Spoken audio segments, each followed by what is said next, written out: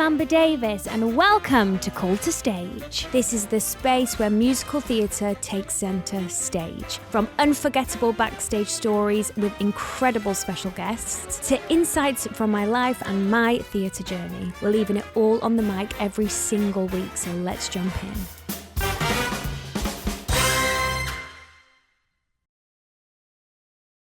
Hi guys, welcome to another episode of Call to Stage with me, Amber Davies. Now, I can't believe who I've got sitting next to me. The miracles that have happened for this woman to be sitting here is crazy. It's the insanely talented Joanna Ampil. Thank you. That's very kind of you to say. Thank you. I just can't believe it. Honestly, thank you so much for giving us your time. Oh, thank you for having me, and thank you for inviting me. Oh, thank you. Absolute pleasure. I ask this one question to all my guests. Pick any role you've ever played. What is your pre-show ritual? I mean, I'm sure you know that it's so difficult to choose, right? I mean, we have to fall in love with the roles that we play. Mm-hmm. If I really, really have to pick, can I pick two at least? Give us two. I think the engineer in Miss Saigon would have to be on top. And the current role that I'm playing, which is Carlotta. This has always been my dream role. And what do you do mentally to get ready for Carlotta, because you're playing her at the minute? Like, from your half-hour call to stage, is there anything that you do religiously before going on? Yes, because we are 3 weeks into the show since we opened. And to be honest, I feel like I have to shave off some time when I go to the theater because I go there at 4:00. Oh my God. To get ready, to get my makeup done, to get my pin curls in. I do my warm-up. I do some core exercises. The warm-up is intense because I've never really done a show where I have to sing operatic. So I'm always a bit paranoid that, this top note won't come out tonight if I don't do this. Yeah. But for now, I do a very long pre-show ritual. Warm up. Yes. I love that. I can't believe you arrive at 4:00. I know. I can't believe it. I need to get a life, really. That is a huge commitment. And you know what? Just interesting talking about you've never had to sing operatic. Going into the audition process then for Phantom, did you really have to work on that side of your voice? Yes, I did. How did you unlock it? I know that the soprano's there. The classical tone has always been there because I've done West Side Story, which is also classical, and Sound of Music. But to sing this style, which is coloratura, I asked my singing teacher, first of all, do you think it's possible for me to audition for this role? And she said, yeah, we can work on it, which we did prior to the audition. And that's how we managed to unlock it. You just have to constantly, rehearse and do it. I love that. So for our listeners, what's the difference between an operatic sound and belting or mixing? What would you do differently? The discipline is completely different. Okay. So like I said, I warm up a lot for the operatic style. Belting, because I'm so familiar with, singing belt, I know what to do. But I find that when I'm singing a belty song or when I have to do a belty show, I do a lot of vocal rests after every show. Whereas with operatic, it seems easier. Like I can talk to my friends after the show, which is nice, but the discipline is harder. Whereas with belting, it's harder to sing and to talk to people afterwards. But it's easier for me to discipline myself when I know that I'm doing a belty show. Like for me, I feel like if I'm going to go and belt higher, the less breath, the better. Yes. Where also that, yeah. Also this. And the operatic style, I feel like my breath is being used a lot more. Yeah. So I have to fill in my diaphragm and my, the middle section of my body just so I can sustain the note. This is so educational for me. I'm like mentally noting everything like, okay. So I'm so glad that our listeners are actually having the opportunity to have you here, honestly. Now, can we go back to when you were 17 years old and you auditioned for Miss Saigon? Can you just talk to me about this story? Because I'm mind blown about this. Oh, well, I had just finished high school in Manila. And there was this ad in the newspaper asking people to audition for Miss Saigon, which is going to happen abroad. I cannot remember which city it was, but one of them was London. I didn't know anything about theater. I didn't know much about theater, but I knew that Lea Salonga had been successful with Miss Saigon. So a classmate of mine said, they're auditioning for it. Why don't you go up for it? So I did. And it was a cattle call. There were hundreds of people auditioning for this. I had no idea what I got myself into. They said just bring a pair of heeled shoes and some warm-up clothes. So that's what I've done, and prepare a song and some songs from the show. So I learned songs from the show, which were not Kim. I didn't know the characters at all. I think I learned the songs of Ellen, of Gigi. And I got there. I sang my prepared song, which was Home from The Wiz. And then I got a call back saying, could you learn the songs? And then my callback was me singing all the songs from the show. Okay. But I chose the Ellen song, not knowing that it was an Ellen song. And they said, that's lovely choice. Could you do something else? I said, okay, I'll do Movie in My Mind. And that was it, Movie in My Mind. And then I had to sing all the songs. And then little did I know, I was actually singing with a composer, Claude Michel Schonberg, who was there. And then the next callback was with Nick Heitner. I didn't know who Nick Heitner was. I just saw this guy who was sitting there with a very stern face and observing me whilst I do a walk like a prostitute. I didn't know how to do that, of course. So I guess that's how they saw the Kim in me at that time, because I really had no idea what I was doing. And then a couple of months later, they asked me to do the role. And then they flew you over? They flew me over, yeah. So I'm very grateful to the team of Miss Saigon and Cameron McIntosh for... So, and really, Miss Saigon is a huge part of your life. Yes, yeah, it's my foundation. Even now, yes, yeah. How did you know? Did you just used to sing in the house? How did you know you had the voice? I just sang in my house, yeah. That's exactly what I did. Also, I had very encouraging teachers and tutors in Manila who would put me up for school programs and things like that, made me sing. So you knew you had it in you and you enjoyed it? I knew I loved singing, and it was my hobby. Okay. So, yeah. So it was actually a hobby? It was a hobby, yeah. So did you come over here at 17? I did, yeah. To play Kim. In the West End? In the West End, yeah. Well, I didn't know it was that huge at that time, so yeah. Did you just take it in your stride? I did, yeah. I was with my mom. We both had no idea what was happening. We were like, okay, this is what you do. The director will tell you what to do. This is stage right, stage left, downstage. I had no idea what those things were. So I was learning everything as I went along. And did you do 8 shows a week immediately? No. I started off as an alternate, so I did 3 shows a week. Nice. And then they eventually gave me 5 shows a week, which was at that time, because there's always an alternate for Kim. Yeah. So it's 5 and 3. That is one of the most unbelievable stories I've ever heard. When I was reading about it this morning, I thought, oh my gosh, this is like... It could have happened to anyone. I mean, I was just there at the right place, right time, that kind of thing. But I bet you were perfect for it. Look at what it's done to your life. Yes, that's true. It's life-changing. It is life-changing. Yeah. And I'm talking to you now. Amber Davis. And then, so you did the West End debut. You did the Australian production of Miss Saigon. You played the UK and Ireland tour, 10th anniversary. And then the first female, the engineer. Yes. I mean, it's really kind of full circle. You are Miss Saigon. Miss Saigon is you. You are the foundation. How did it feel to be asked to play the first female, the engineer?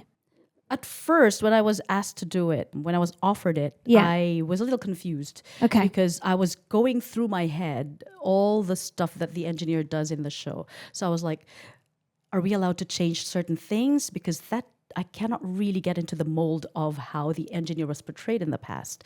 So are we willing to change lyrics or to change the portrayal, her characteristics? And they're like, yes, we were given, permission to do that. So we did. And it was great because working with Rob Hasty and Anthony Lau, who directed the show in Sheffield, they were fantastic. I mean, they listened to us. So in a way, we built the show together. I love this reimagined version. Yes, it's like all your DNA is in that specific production. Yes, true. I love that. Now, I'm just going to read a couple of things that Joanna has done over the years. So sit down. Mary Magdalene, Revival of Jesus Christ. Éponine in Les Mis and Fantine. Superstar, love that. Mimi and Ren, Grizabella and Cats. Oh my God, I just saw a clip of you singing it.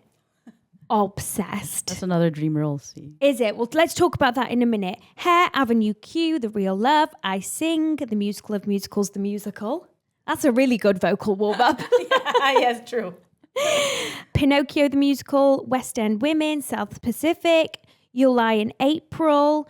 Then you did international premieres of Jenna in Waitress, Francesca in The Bridges of Madison County. And you also, which I want to talk to you and discuss a little bit later, is your theatre debut in the Philippines. Mm-hmm. I would love to know like the difference between West End, you know, and like the tours. So let's go to Grizabella. Mm-hmm. Dream role. Dream role, yes. When that audition came up, did you audition? I did, yes. You did? I did, yeah. Okay. Did you put a lot of pressure on yourself to get it? I was in Manila and I called up my agent and I said, I really, really want to go up for Grizabella because I had auditioned for it before and I was unsuccessful. So when it came up again, I said, I really want to do this. I will fly to London to audition for this. So I did. The day before my audition, I remember meeting the musical supervisor and the director, Chrissy Cartwright and Graham Herman, and they gave me a little work through. Okay. Because I was going to be presented in front of kind of a huge panel, including Gillian Lynn. Okay. So I got in there. I was just in my jeans, and it was daunting because I went there, and I thought, okay, I'm just going to sing Memory, and I did, and it was so intimidating, but I did what I could, and the next day they offered me the role. Wow. That's like what dreams are made of, you know? Yeah. It's so lovely to hear, although you've had such a successful career even up to now, you know, and there's still so much more to come. You still feel intimidated in a room. Oh, God, yeah. Yeah. Of course. I'm so bad, you know, when I audition because I get so nervous and my nerves get the better of me most of the time. So, yeah, it's always How do scary. your nerves come out for you? Because for me, I get really shaky lips. Oh, really? Yeah, I hate it. I literally hate it. I hate mine too. I always feel like, I could have done that better without the nerves. It's in my chest. It feels really shaky around that area. I don't know why. And yeah, I just can't do anything about it. I know. I just have to channel myself like, it's okay. You can use the nerves for adrenaline as your adrenaline or, you know, something good. So I always wish, you know, an audition panel could hear me sing the song in the shower because it's always the best version. Yeah, that's true. And the acoustics and the acoustics, everything, because I would say 90% of the time when you walk into an audition room, the acoustics aren't on your side. That's true. Do you feel that? Or when you're doing it in a theater scenario, like you have to be on stage and then they're actually in the stalls. Well, I don't have a microphone. I can't really project that much. You know? That's hard for me. I know.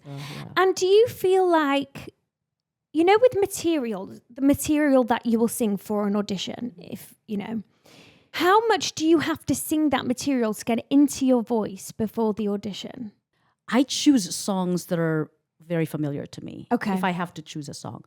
And then if I have to learn something from the show, the entire day, I would rehearse it for the entire day. Because I think that's really difficult, especially like to our listeners who are auditioning and they get given material. If it's so unfamiliar, that can impact on your nerves as well, you know? Yes, I agree.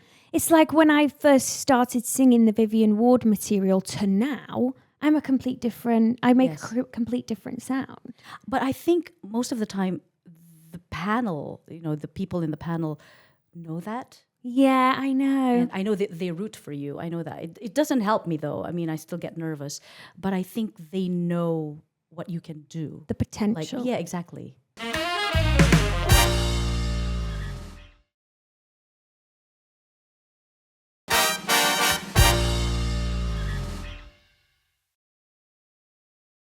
You dance as well? I don't. Do you not dance? I move. Yeah, I learned Cats. I learned how to dance in Cats, but there was a lot of tears. And I rehearsed for like 24 hours nonstop just to get it into my body, you know, that opening number. I'm pretty proud to say that at least I've done that. Yeah. So, yeah. That's so interesting because I feel like there's a lot of pressure in the industry that you have to be really, really strong at all three or you're never going to work.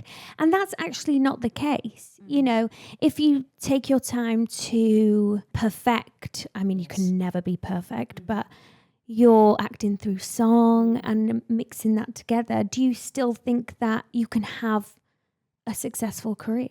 Absolutely. I think really practice. It's practice makes perfect. I mean, I know it's cliche, but it really, really helps if you're so prepared for something. So you don't have to be, even if I get nervous, at least I know the material I'm auditioning for. And my husband constantly reminds me of this. You know, you kind of have to know without reading it off the script. Yeah. Just not having the script in front of you. Yeah. Nice. Be prepared. Yeah. Be prepared. I would love to talk to you about Waitress because I absolutely, do you know what? I've never seen the show. Yes. It was opposite me when I was at the Savoy. Something you can do.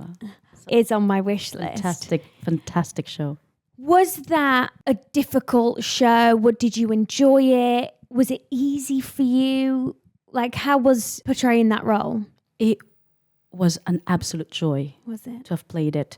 And in the Philippines, we have short runs only. So we rehearse for, say, a month or a bit longer.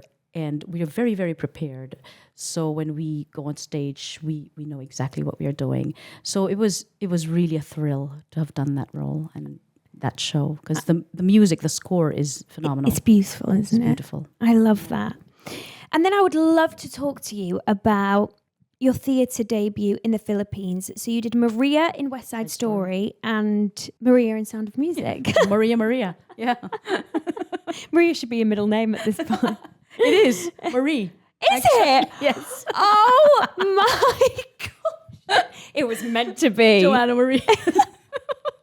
I love that. What is the difference?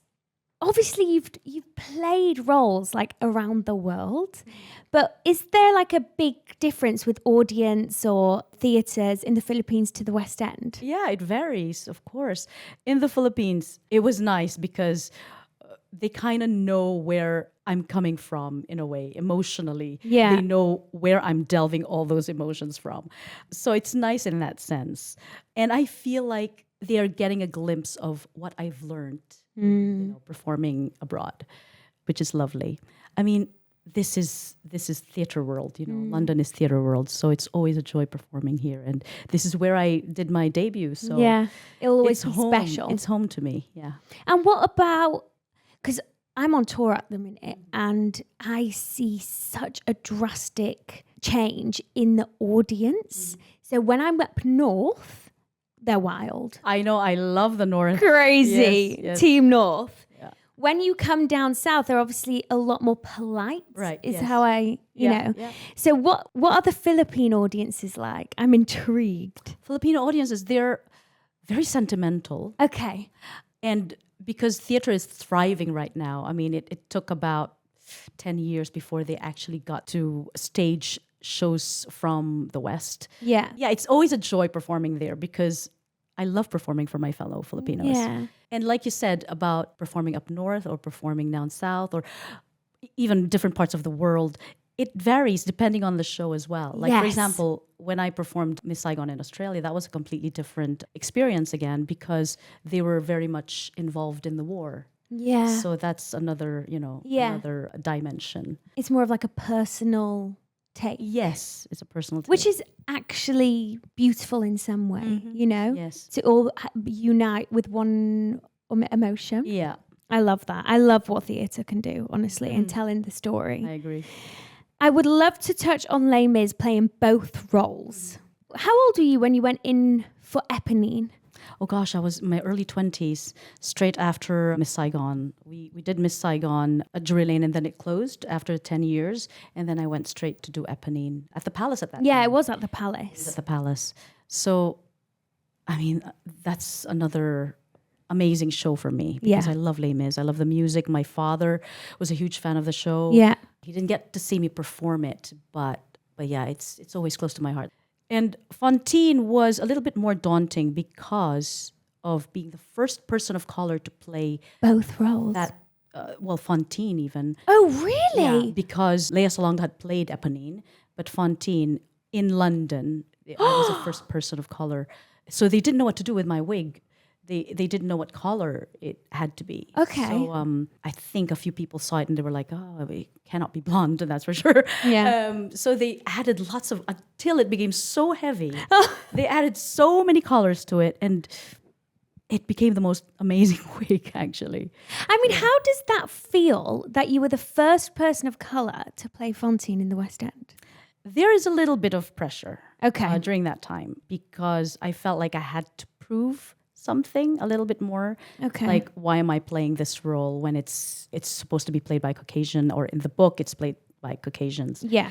There's that little bit of pressure to prove that, yeah, it's possible to diversify. Yeah. But nowadays, I mean, it's no big deal, right? No, I mean, And, yeah. But during that time, it's kind of different. And I applaud Cameron McIntosh for doing that, actually. Yes. Being one of the first ones who diversified and do colorblind casting. Yeah, and so many producers and casting team have followed suit. And I think the theatre community as a whole have united so much more for it. Yes. Even if it's not completely there yet, at least we are setting that foundation, which is wonderful as well. It's not where we want it to be, I don't think, Not but quite, yes. Getting there. it's getting there. And any step forward Absolutely. is good, I would love to know as well, as your career's gone along, the down parts in between contracts where you're unemployed. Yes. How mentally do you tackle that?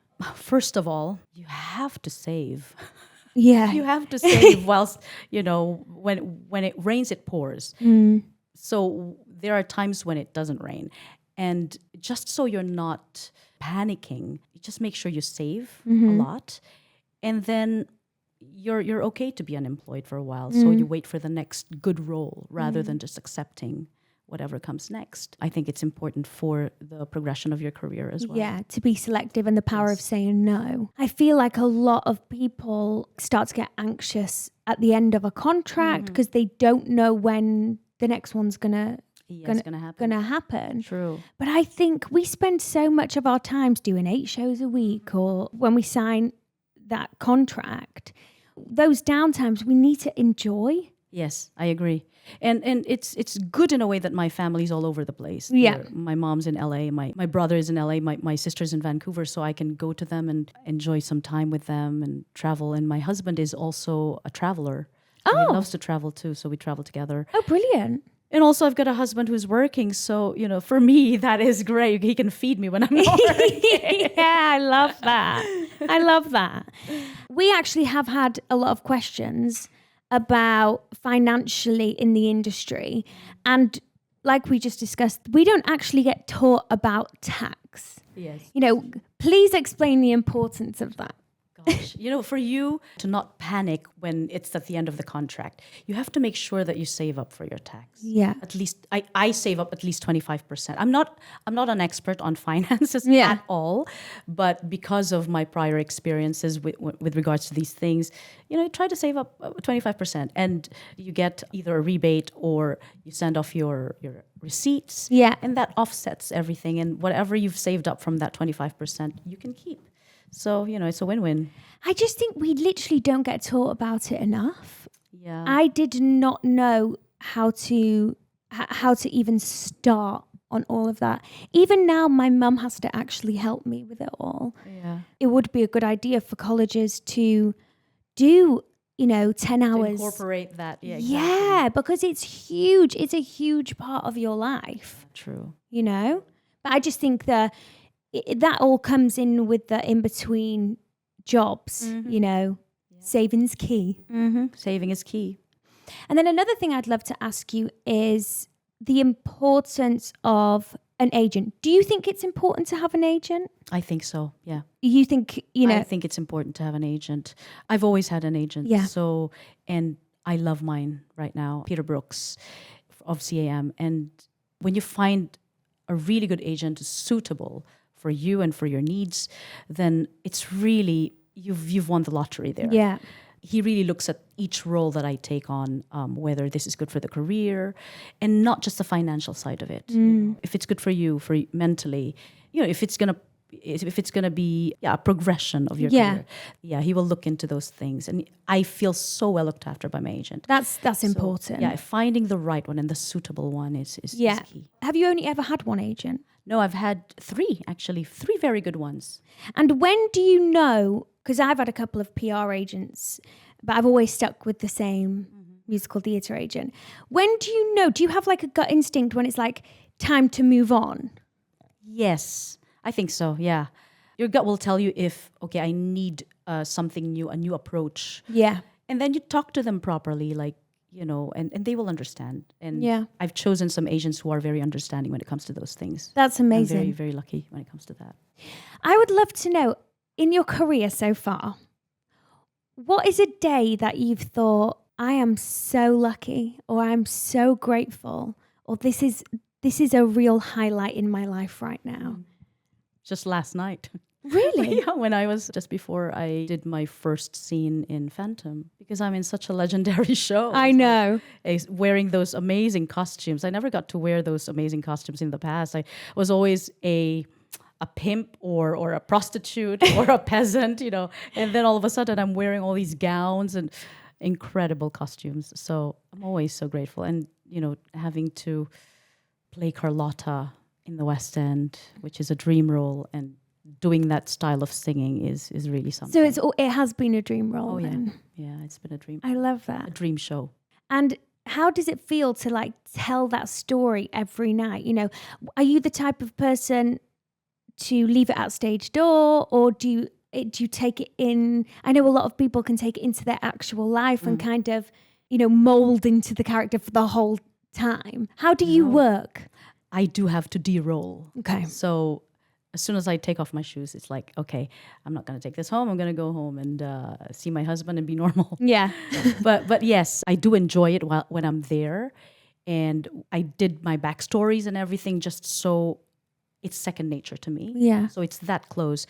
That's why I have to say, okay, it stops here and I go home and I'll start again tomorrow. That's really amazing because for my mental, for mentally as well, it's healthy to do that. Yeah, because I know people who have been in Les Mis and, it's a very heavy story, and I think sometimes people subconsciously has allowed it to slip into their normal life and they become like with a grey cloud, And I have done that in the past, and that's why now I've learned how to stop and start or turn on and off, because I have fallen into that trap as well in the past. And it's not great. It really messes up with your brain sometimes. But it's healthier to just say, okay, I'm leaving it yes, there. I'm leaving it there. I think it all comes down to like passion, doesn't it? Like, and your motivation, like you love it so much. You want to do such a good job that actually you need to remember you can't let it consume you, Because you can easily be consumed by this. Yeah. And the feeling is so amazing. I mean, getting the applause every night, getting the ovations, it's amazing. But it's, not everything is permanent. Yeah, exactly. Our only constant is change. Yes. And the last question, I've only got, honestly, I could sit here all day. You are just such an inspiration. I've learned so much from this chat. I think this is the most educational couch chat I've ever had out of all of the guests. If you were to say a young girl or a young boy's listening to this and their dream is to be on stage, what would be your advice to them? Like I said earlier, be prepared, rehearse and practice all the time. If you like to sing, just constantly use your voice and invest on really good teachers. Yeah. If you need some singing lessons or dancing lessons, just do them all. Practice and enhance your craft. I love that. Yeah. Well, thank you so much. And thank you for listening.